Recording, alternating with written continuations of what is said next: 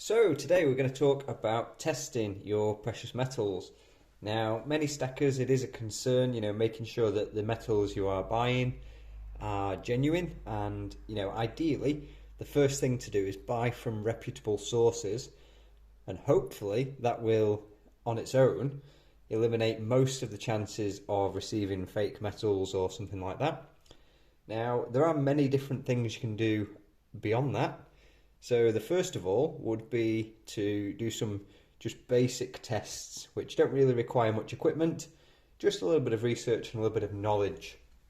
And then we've got obviously more invasive tests and more expensive equipment and so on, which we can go to. So I've got a few different things here, like a magnet. So first of all, you could easily and very cheaply test for steel or nickel in your coins. Any magnetic metals obviously would be attracted to a magnet. Now, most of the sort of fake coins that are going to have any chance of fooling people are probably not going to be noticed from across the room. So if we take something like this, which is an obvious fake sovereign, compare it to a real one, just by being here with the coin and taking a look at it, having a feel of it, I think a blind person would probably even tell this is not a genuine sovereign amongst a few others. But it could be that it's your first sovereign and you don't know what you're looking for, you've not got others to compare to. So for this one in particular, it is just a known fake. You can see the thickness for a start. So if we take some basic specifications of a sovereign, it's just way too thick. The weight isn't right either, so you can obviously check the weight on some accurate scales. Whilst this isn't magnetic, it is just too thick, the wrong weight. The design doesn't look great if you're looking up close, and so on. So a first sort of look across the room could give you some indication whether the coin is genuine or not. But then to go a bit more advanced, you could look at perhaps the date on the coin and the monarch. So you want to check that the correct monarch is on your coin. For example, with this shield sovereign, we obviously want to see young Victoria, and obviously we do. If we were to see perhaps, King George or King Charles, the new king, then there'd definitely be alarm bells there, and it would at least warrant some further information. So today, you'll see in the background here, I have a Sigma Metalytics. So I picked this up just after Christmas, just before Christmas, somewhere like that. The reason I've not bought one of these before is basically I buy my metals from reputable dealers, and the odd coin I buy from the second-hand market, I will just take that to my local coin shop to have tested. So, he'll use his version of this. It also has an XRF machine, which is quite an expensive bit of kit. We're looking into the tens of thousands of pounds, and that will analyse the metal content of a coin. So using this doesn't guarantee that you've not got a fake coin, but it will show that the metal is what it is supposed to be.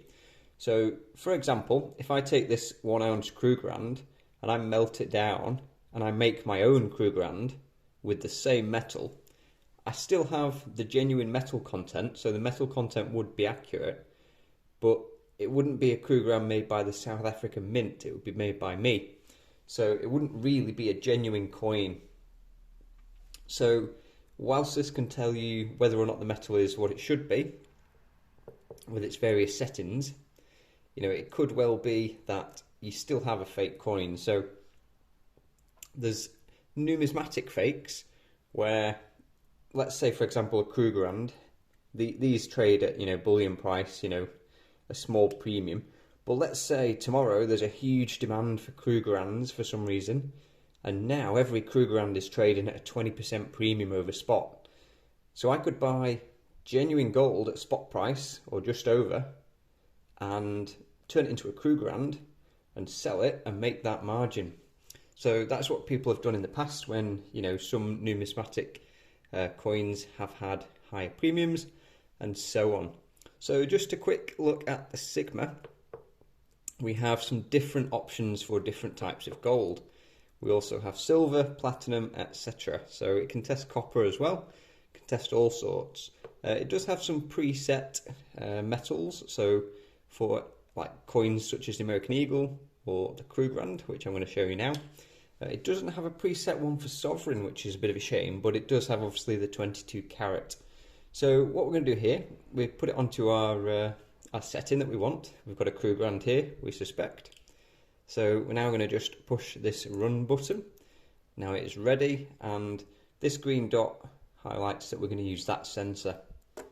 So it will test through the capsules, and it will test through, you know, flips and things and assay cards, which is useful. So if you do have a coin or a bar in an assay, it will test through that. So we can obviously flip it and test both sides. And what you'll notice on the display is this, it's not a 0, I don't think, but it's in between the two brackets. So what we're looking for is the coin to show up in between these two brackets. If it goes outside of that, it shows that there's something wrong. The coin is not as we expect. So if the coin fits on this sensor here, then that's ideal. We can use that. If not, we have some various wand attachments, which I'll show you in a moment. So, yep, Krugerrand fits where we expect it. Let's just say, for example, this is a 1 ounce lion and it is 4 ounce fine. But if we have the Krugerrand setting on and we place the coin, it will show up. See, there's an arrow over here. It's so far off the scale that there's an arrow. So we know this is definitely not a Krugerrand, and you know, we can tell that by just looking at it. But even if we didn't know, if we were blind, you know, we were looking at a Krugerrand and it doesn't come up on here, then there's something wrong. We need to investigate further. So, like I say, for those, it's quite simple. If you want to look at other metals, you can obviously scroll through on the settings. We've got different amounts of gold, we've got settings for Britannias and so on. Now, the problem with a sovereign is the size. So because it's smaller than this ring here, we need to use the wand. So in the manual, it tells you all about the different settings and calibration and things. We need to use this disc to put under the coin because it's a thin coin. So certain thicknesses, we need to use that. And all we would do is we would plug in the wand like so. Okay, now the wand light has come up, which means we are testing via the wand. And then we just need to go to our 22 carat.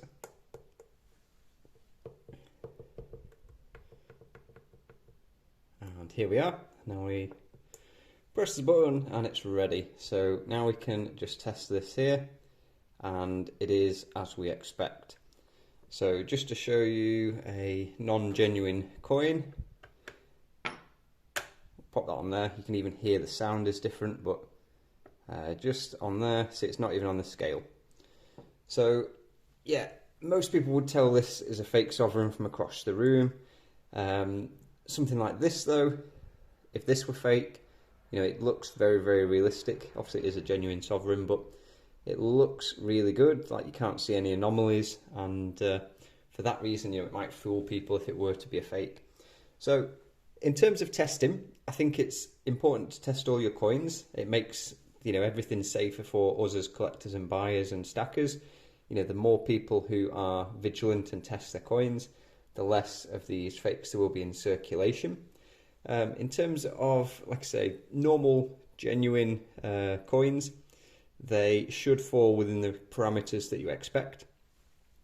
At times when they might not, then it's a case of investigating that further.